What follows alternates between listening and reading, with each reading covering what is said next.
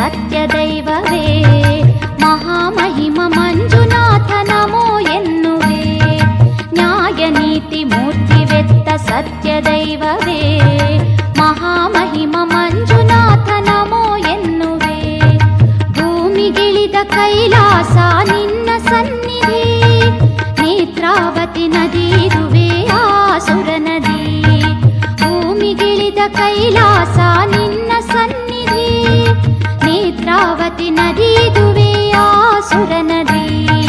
ನ್ಯಾಯ ನೀತಿ ಮೂರ್ತಿವೆತ್ತ ಸತ್ಯದೈವವೇ ಮಹಾಮಹಿಮ ಮಂಜು